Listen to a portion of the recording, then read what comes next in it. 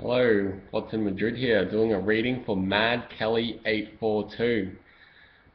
You're from England, I believe, which is pretty cool. Haven't been there myself, but I like the way the people there speak. So your reading, firstly, your rising sign is in Scorpio. Scorpios are generally quite intense. They have what seems like a darker nature, but I guess it's just their intensity and just the way they act in life. I guess that's just how they operate. They're quite serious, and if they want something, they'll get it. So when people meet you, they might see you as a little unfriendly or a little bit harder to get to know, but that's just because of your rising sign in Scorpio. Next is your sun, which is in Virgo. So you are born at the start of Virgo, and Virgo is generally quite an analytical character. Virgos, they tend to be a little bit tight when it comes to relationships, so they might be more critical of other people, or they might be a little bit critical of themselves even. And yeah, they're not the most friendly people, but the best way to get to know Virgo people is through work or through doing something together, like doing something that requires effort, and yeah, generally something like work. Your ruling planet Mercury is also in Virgo. This is a very good place for Mercury to be in, and it's also your ruling planet. So the reason why Mercury is good in Virgo is because Mercury represents the mind, and Virgo is generally quite an uptight, analytical sort of character. So your brain should function very well. You'll find that you understand maths or engineering or things that require detailed, careful analysis, and yeah, you probably have a high IQ. Next, your moon is in Aquarius. So moon is talking about your inner heart, your emotions as such, and Aquarius is quite a detached character. So Aquarius is more about sort of like higher ideals, higher logic, greater causes, greater purposes.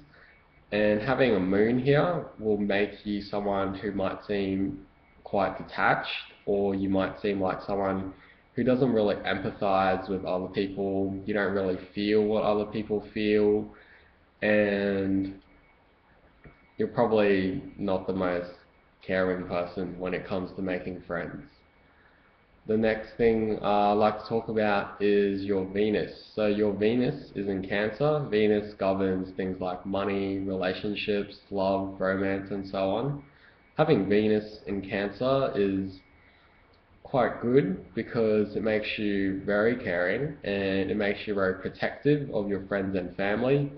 It makes you someone who is careful with their money, so you probably find yourself quite protective of your money. You won't spend it on silly things.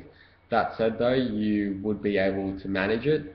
Say if you wanted to start a small business or you wanted to do something with the money, you're not someone who would just be really overly protective of their money. So yeah, you would be able to manage it, and yeah, do something good with that. After Venus, we have Mars. So your Mars is in Aries. Now, Aries is quite a good place for Mars to be in some senses. Aries is a very straightforward, very quick, very urgent, assertive, even aggressive character. And Mars is all about your masculinity, your assertiveness, your urgency. So having Mars in Aries, which is its native sign, is should be very strong in your personality. You may find that you're very assertive or very abrupt sometimes, or very you have a very forward character sometimes. Like you're willing to take risks, People might find you reckless, but you think they're weak, and they think you're crazy, and you probably think they're just too scared of life. Yeah, you're someone who's willing to take risks. Yeah, very assertive at times, and quite the go-getter, definitely. After Mars, we have Jupiter. So Jupiter is about your larger life goals, and it's about sort of like what you want to do with your life, what you want from your life. And having Jupiter in Gemini isn't a very good place, because Gemini is all about small things. It's all about being interested in this, and then being interested in that, and then suddenly being interested in something else. So you might find yourself in a bit of a situation where you're not sure what you want to do with life, because there are too many things that you're interested in but not interested in for a long enough time for you to want to make a career out of it. So that's kind of a bad thing for Gemini. You're probably not too sure what you want to do with your life at the moment. After Jupiter, we have Saturn and Uranus, and both of those planets are in Sagittarius for you. Now, I generally don't talk too much about these planets, but in your case, they're in quite an interesting location. So Saturn is about how strict you are, how stern you are, and how much of a father figure, sort of disciplinary figure you can be. And Uranus is all about being aloof, being a bit unpredictable, being a little bit hectic.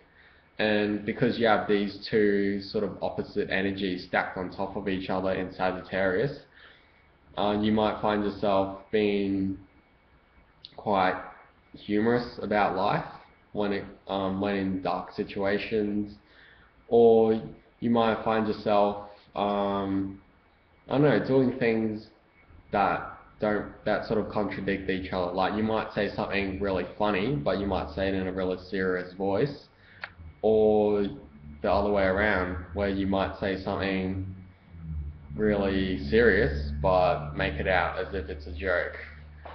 Yeah, and the last planet I'll talk about is Scorpio. So not Scorpio, Pluto. So your Pluto is in Scorpio, and that makes you quite interested, I guess, in physical things like exercise or sex or keeping yourself in a good shape. Your Pluto is not too far from your rising sign, and what I tend to find here is that people who have their Pluto and rising signs close to each other in Scorpio, is that you tend to have maybe mood swings or intense times where you just want to bitch about things. Yeah, just mood swings in general, I suppose. And yeah, hope that helps. If you have any questions, let me know.